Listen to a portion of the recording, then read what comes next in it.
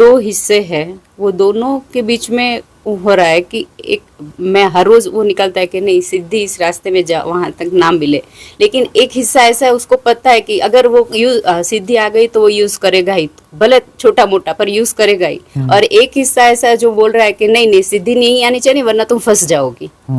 तो ये द्वंद रहता है, सभी साधकों को रहता है, और खासतौर पर उन साधकों को रहता है जो सिद्धि के निकट रहते हैं, या कुछ इक्की दुक्की सिद्धियां उनके साथ से गुजर भी चुकी रहती हैं, उनके पास गुजर भी चुकी रहती हैं। और ऐसा होता ही है कि सिद्धियां आती हैं तो छोटा मोटा प्रयोग कर भी लिया जाता है, लेकिन इस फिर धन्यवाद होना चाहिए कि हमारे पास एक हिस्सा है जो बार बार हमें अलर्ट करता है, इस चक्कर में फंसना नहीं, घन चक्कर बन जाओगे, ये ऐसा चक्कर है इससे बाहर फिर निकल नहीं पाओगे, घन चक्कर बनना नहीं, सिद्धियों का प्रयोग करना नहीं। तो धन्यवाद भाव होना चाहिए कि हमारे पास वह अलर्टनेस वाली स्थिति भी है, हमें लगातार अलर्ट भी किया जा रहा है ना, और सिद्धियां आती हैं तो इक्का दुक्का प्रयोग हो भी जाता है। वहां पर कभी ऐसा हो कि काबू में ना हो रहा हो तो ये ख्याल करना कि सिद्धियों का प्रदर्शन मत करना, दूसरों के सामने मत करना। दूसरों के सामने प्रदर्शन किया ना तो वापसी की उम्मीद नहीं रहती। अकेले में यदि सिद्धियों का प्रदर्शन कर लिया तो बाद में समझ में मन बोलेगा ना तू गलत काम किया, तू गलत काम किया, तो समझ में आ जाएगा। अब यदि दूसरों के सामने प्रदर्शन कर लिया तो वहां मन को रस आ जाएगा, दूसरे लोग प्रभावित हो जाएंगे, बात आग की तरह फैलती है ना। बुद्ध आ जाएं, बड़े बड़े संत आ जाएं तो वो बात आग की तरह बिल्कुल नहीं फैलती, इग्नोर कर देते हैं, हाँ ठीक है आते रहते हैं, है ना। और एक मदारी आ जाए, छोटा सा कुछ चमत्कार दिखा दे तो आग की तरह वहां पे जो है ऐसी भीड़ लगेगी, ऐसी बड़ी पुलिस लगानी पड़ेगी, बड़ी वो चाक चौबंदी करनी पड़ेगी। क्यों? क्योंकि वहां पर जो है लोग ठहरेंगे ही नहीं, बिल्कुल भीड़ पे भीड़ आती चली जाएगी। उनको जो लगेगा इस आदमी के पास सिद्धि है, ये मेरा कुछ कर देगा, मुझे यह दे देगा, वह दे देगा। क्या दे देगा भाई? कुछ नहीं दे सकता। वो छोटी मोटी मदारीगिरी करेगा, छोटा मोटा चमत्कार दिखाएगा, और कर क्या सकता है? किसी का भाग्य बदल देगा, कुछ दे देगा? कुछ नहीं दे सकता। लेकिन जो है मन जो सामान्य कॉमन मैन है वो कहता है कि ये कुछ चमत्कार दिखा रहा है, मतलब ये हमारी जिंदगी में ही चमत्कार सकता है, हमारे भाग्य को बदल सकता है। एक मदारी आपके भाग्य को बदल सकता है? कोई सिद्धि को खेल रहा है, मतलब एक मदारी है, आपके भाग्य को कैसे बदल सकता है? तो वह जो है, इसलिए बस इतना तो होश हमेशा से रखना, कभी सिद्धि आए और सहन नहीं हो रहा है तो कहीं एकांत में दूर जाना, वह अपनी सिद्धि के प्रयोग कर लेना। प्रदर्शन मत करना, प्रदर्शन करोगे तो फंस जाओगे, क्योंकि जब 100 लोग आकर के पैर छूना चालू कर देंगे, फिर 1000 लोग इकट्ठे हो जाएंगे, 10,000 1 लाख लोग इकट्ठे हो जाएंगे, और तब वहां जो है वो सारी चीजें मिलने लग जाएंगी। क्या? धन भी, हाँ धन भी मिलेगा, महल खड़ा हो जाएगा, यह हो जाएगा, टीवी चैनल खड़े हो जाएंगे, सब खड़ा हो जाएगा। फिर तो फिसल गए, फिर तो फंस गए, तो फिर मन तो बड़ा होता जाएगा। हाँ फिर तो बोलेगा यार अभी कुछ दिन तो चलने दो, फिर देखते हैं, कुछ दिन तो चलने दो फिर देखते हैं, कुछ दिन तो चलने दो फिर देखते हैं, है ना। ऐसा होता जाएगा। लेकिन जो है वहाँ अलर्ट होने की जरूरत है, संभलने की जरूरत है, बहुत गहरे से संभलने की जरूरत है। स्वामी जी गलती से कभी हाँ? अगर गलती से उस सिद्धि का गलत प्रयोग हो गया है, हाँ, तो उससे मान लो अब बचाव के लिए क्या करना चाहिए? गलती से यदि सिद्धि का कोई गलत प्रयोग हो भी गया है तो अब जो है पहली बात होश में आ जाए कि अब नहीं होगा, और जो है उस सिद्धि का प्रयोग बंद कर दें। सिद्धि विदा हो जाएगी तो अब जो हो गया है सो हो गया है, उसका जो भी भोग होगा उतना तो भोगना ही पड़ेगा, उसका कर्म भोग तो बनेगा। सिद्धियों का जो भी प्रयोग करोगे उसका कर्म भोग खुद को ही भोगना पड़ता है। कुछ दूसरे के जीवन में कुछ बदलाव कर दिया जो कि नहीं किया जाना चाहिए था, है ना, उसमें हेरफेर कर दी है, यदि कर दी है, कुछ ऐसा कर हो चुका हमसे, तो उसका भोग तो हमको भोगना ही पड़ेगा, उसकी मुक्ति तो है नहीं। लेकिन यह है कि साधना करते चलोगे तो वह जो भोग है वह भोग उतना नहीं होगा, थोड़ा कम हो जाएगा, वह भोग थोड़ा सा हल्का हो जाएगा, पूरा नहीं, लेकिन उसका कर्म भोग तो बनता है। सिद्धियों का जब दुरुपयोग करते हैं ना तो उनको कर्म भोग तो भोगना पड़ता है। अब ये देखो मदारीगिरी कैसी होती है ना। एक बंदा आया दक्षिणेश्वर, है ना, भगवान रामकृष्ण परमहंस के पास, तो रामकृष्ण परमहंस जो है अपनी मौज में बैठे हुए, बढ़िया सीधे साधे, है ना, सरल सज्जन। ऐसे सरल सज्जन संत जो है मुश्किल से होते हैं। वह आया, उसको अपना प्रदर्शन करना था, है ना? आया और बोलता है, देखो महाराज, मेरा नाम फलाना फलाना है, मैं यह हूं और मेरी यह सिद्धि, मेरी यह सिद्धि है, जानते हो मुझे, यह मेरी सिद्धि है, मैं पानी में चल सकता हूं। सहज सरल बैठे थे अपनी, उन्होंने सामान्य से अपनी बुद्धि लगाई। अच्छा यार ये बताओ, सिद्धि तो है, मान गए सिद्धि है, मिली कैसे? बोले साधना करिए तब सिद्धि मिली। अच्छा, सिद्धि को साधना तो पड़ता है, एक साधना मुक्ति की साधना होती है, एक ये सिद्धि की भी साधना होती है, और सिद्धि को भी साधना तो पड़ेगा, तब तो सिद्धि आई होगी। कितने साल लगे साधने में?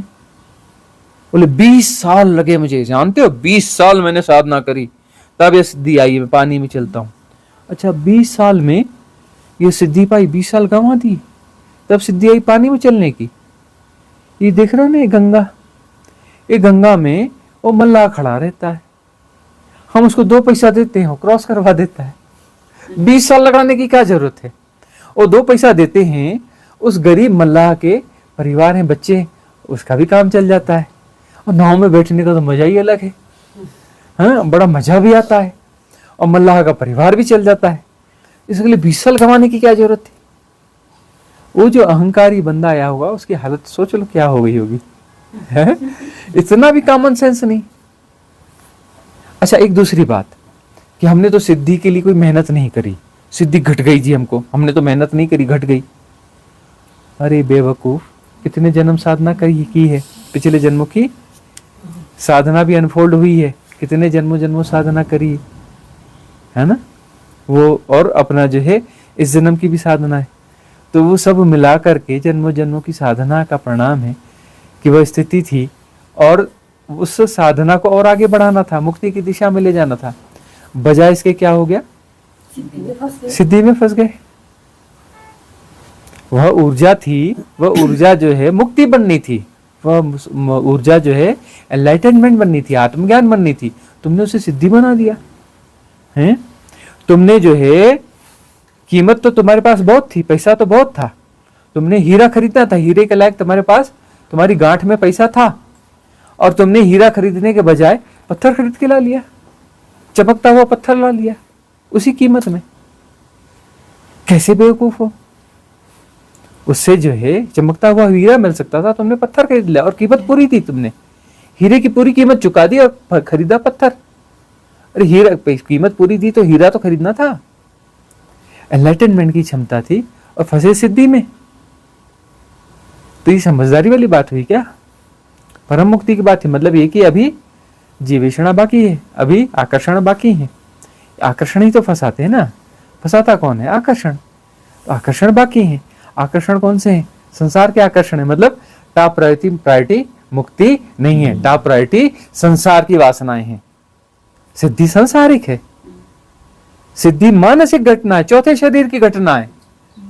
और वहां वो ऊर्जा इकट्ठी हो गई थी छलांग लेने के लिए मेटाफिजिकल वर्ल्ड में। 4 शरीर तक फिजिकल वर्ल्ड है, 4 शरीर के बाद मेटाफिजिकल वर्ल्ड है। ऊर्जा इतनी हो गई थी कि चाहो तो छलांग ले लो और चाहे तो सिद्धि ले लो। तो ऊपर के शरीरों की वह जो थी संभावना, वह चॉइस थी हमारे पास, वह फ्री विल थी। चाहे तो वह अपना जो है उसको यह बोलो कि निर्वाण, मोक्ष, है ना, कैवल्य, बुद्धत्व लो या फिर सिद्धि लो। तो उन्होंने क्या चुना? सिद्धि चुन ली। चुनना बुद्धत्व था और सिद्धि चुन ली। और सिद्धि क्या है? एक शक्ति है भाई, मन के तल की घटना है सिद्धि। इवन कुंडलिनी जागरण भी मन के तल की, चौथे शरीर की घटना है। मतलब क्या है? मतलब यह है कि यह एक ऊर्जा का तेज प्रवाह है जो एकदम सू करके ऊपर जाएगा और सू करके नीचे भी आ जाएगा। मतलब इसकी एक लाइफ होगी। जिसको भी सिद्धि मिलती है, सिद्धि की लाइफ होती है। दिखा चमत्कार बेटा, है ना, अगले महीने फिर जा, दिखा बेटा चमत्कार, उसके पास जाया करो, हर महीने जाए, दिखा बेटा चमत्कार। 2 साल भजन, दिखा बेटा चमत्कार। चुपचाप ऐसे ऐसे इधर देखेगा उधर देखेगा। क्यों? बोले वो तो चली गई। खेल खत्म हो गया। ऊर्जा है, खर्च करोगे खत्म हो जाएगी। कोई भी खजाना कितना भी खर्च करो खत्म तो हो ही जाएगा ना। जेब भरा है नोटों से, अब दिन रात खर्च कर रहे हो, खत्म हो ही जाना है। और सिद्धि तो ऐसी चीज है उसका ऑटोमेटिक क्षय होता है, मतलब उसको खर्च नहीं भी करोगे तो क्षय हो जाता है। सिद्धि अर्जित कर ली है। अब इस सिद्धि पे यदि कोई प्रयोग करोगे ही नहीं, सिद्धि का आकर्षण रखोगे ही नहीं, तो वह जो है छलांग बन जाएगी। वह छलांग बन जाएगी मेटाफिजिकल वर्ड। मेटाफिजिकल का मतलब बात अलग डायमेंशन में चली गई। अब पतन वाला रोल खत्म हो गया, पतन वाला रोल खत्म हो गया। तो ये बात है। हाँ हमारे गांव में एक बहुत प्यारे साधु है। हाँ। उन्होंने परोपकार के लिए वर्ली मठ का जो आंकड़ा रहता है, वो किसी को बोलते थे कि ये आंकड़ा तुम लगाओ, पैसा मतलब वो आने वाला है, और आ भी जाता था। तो उसने मुझे बताया, मैं बोला थोड़ा टाइम तक तो आएगा, साधना का बल जब खत्म हो जाएगा तो फिर नहीं आएगा। तो बोले तब देखा जाएगा, अभी तो। और वो वाकई में परोपकार भी यूज़ करते थे, मतलब मंदिर में कुछ ना कुछ कंस्ट्रक्शन करने में। थोड़े टाइम बाद बोले अब आंकड़ा नहीं आ रहा है। ऐसा होता है। हमने तो बहुतों को देखा है। हमने तो ऐसा भी देखा है, आंकड़ा नहीं, हमने तो बड़े बड़े चमत्कार देखे हैं, बड़े बड़े चमत्कार करते हुए देखे हैं। सिद्धियां, ऐसी सिद्धियां, ऐसे ऐसे चमत्कार कि आंखें हतप्रत हो जाएं, आश्चर्यचकित हो जाओ।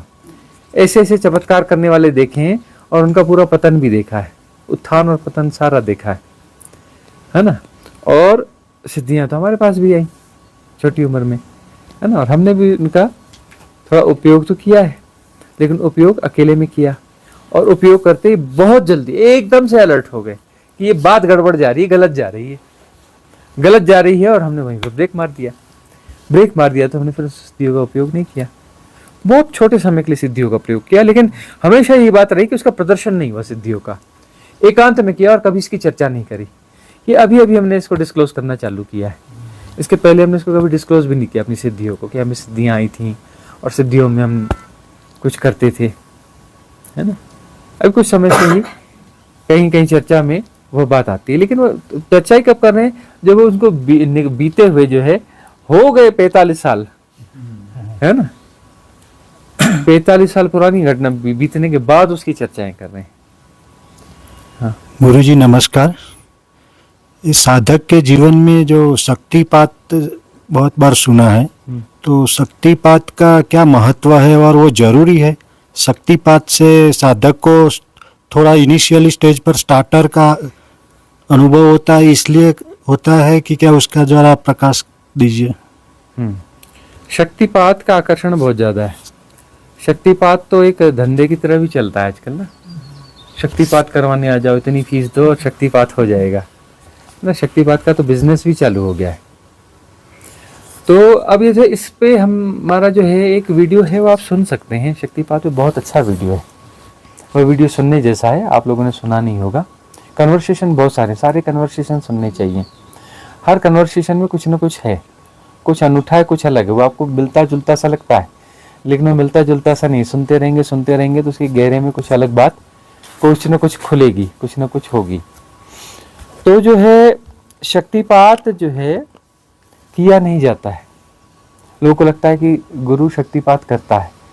कोई गुरु शक्तिपात नहीं करता है, लेकिन शक्तिपात होता है और गुरु के माध्यम से ही होता है। कोई भी गुरु ने, किसी भी गुरु ने कभी भी शक्तिपात नहीं किया, और लगभग सारे शक्तिपात जो है गुरु के माध्यम से ही हुए हैं। मतलब एक हैपनिंग है। गुरु के बगैर शक्तिपात नहीं हो सकता, लेकिन गुरु शक्तिपात करता नहीं है। होता है उसकी मौजूदगी में, उसकी मौजूदगी के बगैर संभव नहीं है, लेकिन करता नहीं है। वह होता उसके माध्यम से। वह तो अस्तित्वगत घटना है ना, और परम की घटना है। परम के माध्यम से, परम जो है उसका शक्तिपात होता है, लेकिन होता गुरु के माध्यम से। गुरु मौजूद नहीं है तो नहीं होता। बहुत रेयर वन घटना होती है, वो लाखों में कभी एक घटना होती है जब गुरु मौजूद न हो और शक्तिपात हो जाए। वो उसकी कुछ विशिष्ट पात्रता होगी उसकी, तब कहीं जा करके वो घटता है। तो शक्तिपात जब होता है तो वह आपके नाभि के नीचे होता है। नाभि के 2-2.5 इंच नीचे हारा सेंटर होता है। वहाँ पर आपका जो है करंट की अनुभूति होती है। और करंट कैसा होता है? परफेक्ट करंट होता है। मतलब जो बिजली का नंगा तार होता है ना, करंट लगा है कभी? वो नंगे तार को यहाँ पे छुआ दो, वो जैसा करंट लगेगा लिटरली वैसा ही करंट होता है, उससे कम नहीं होता, उससे इधर उधर अनुभव नहीं होता। बराबर वही अनुभव होता है कि जैसे नंगा तार यहाँ पे 1-2 क्षण को लगा दिया गया, 2 क्षण के लिए टिका लिया, 2 क्षण तक वह पूरी बिजली वहाँ पर दौड़ जाती है। और उसके बाद में जो है, उसके बाद में उस साधक की स्थिति बदल जाती है। उसको अपनी साधना में ज़्यादा ध्यान देना चाहिए, इधर उधर नहीं भटकना चाहिए, गार्बेज नहीं बटोरना चाहिए।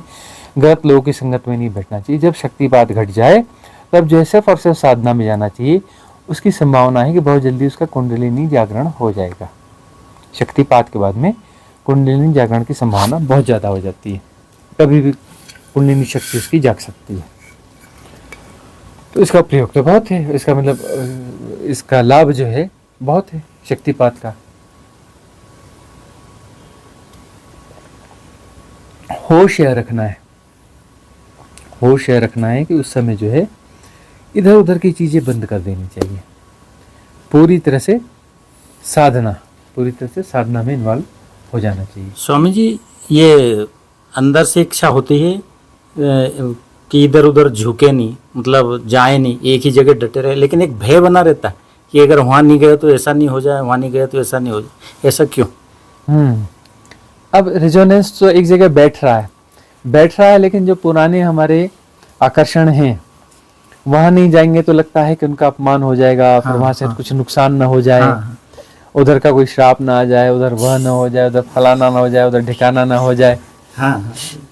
तो ये मन के खेल है, मन के खेल तो चलते रहेंगे। तो उसके बावजूद हमें जहाँ रेजोनेंस है वहाँ पर यदि समर्पण घट रहा है तो फिर समर्पण घटने के बाद तो फिर भटकाव होगा नहीं। और उसके बाद में भी यदि कहीं कुछ हो रहा है तो हम तो ये उसमें मना नहीं करते कि कोई मंदिर में आते जाते रहते थे तो नहीं आओगे जाओगे, उसकी फ्रिक्वेंसी कम हो जाएगी। कभी मौज होगी तो मौज में जाओगे, रिचुअल की तरह नहीं जाओगे, और जाओगे भी तो वहां जा करके अपना वहां की ऊर्जाओं का सदुपयोग करोगे, है ना, फंसोगे नहीं वहां पर। वहां जाकर के वही कर्मकांड नहीं करोगे, ऐसे कर्मकांड में वहां जाके नहीं फंसोगे कि यह दे दो वह दे दो। हम कहते हैं ना कि मंदिर में जाके बोलते हो ऐसा कर दो, अरे सीधे सीधे बोला करो ना, भगवान अरे नौकर चाकर नहीं मिलते, घर में आके सुबह सुबह झाड़ू पोछा कर जाए करना, बर्तन मांज जाए करना, खाना बनाया जाए करना, 1.25 किलो पेड़ा चढ़ा देंगे ना, अरे पेड़ा चढ़ा देंगे 1.25 किलो, चिंता मत किया करो, बराबर घर के सारे काम काज कर दिया करो, ऑफिस का काम कर दिया करो, ये कर दिया करो। वो हमारा ऑफिस बॉय भी नहीं आ रहा है, उसके काम भी कर दिया करो। वो कथा बनाई है लोगों ने, हाँ, कि वो फलाना कोई वो था किसान, फलाना कोई यह था, फलाना कोई वह था, उसने बोला तो अपना जो है वो आकर उसका काम कर गए। भगवान आए, उसका हल जोत के चले गए, वह आए उसका यह काम करे। ऐसी कथाएं चलती हैं, है ना। तो एक सज्जन हुए और जो है उनकी अपना कोई ड्यूटी हुआ करती थी, कुछ कुछ, है ना, उसकी ड्यूटी हुआ करती थी। ड्यूटी में कुछ बहुत सारे ऐसे काम हुआ करते थे, बुरे फंस जाते थे। हाँ, कोई धन्ना कौन था, एक नरसिंह मेहता का भी नरसिंह मेहता धन्ना, वो है ना, वो भक्त थे। तो वो जो है, हाँ, वो अपना जो है वो फंस जाते थे कहीं, और फिर अपना वो जो हमें देख के आवाजें लगाते थे जोर जोर से, बोले धन्ना जाट का ऐसा हुआ, फलाने का ऐसा हुआ, मेरी मुसीबत है, अभी तो आप ही काम आओगे। है ना, वो चिल्लाना चालू कर देते। मतलब वो उनका जो काम धाम था कि मैं वहां जाकर के उनके काम धाम में हेल्प करवाना चालू कर दूं।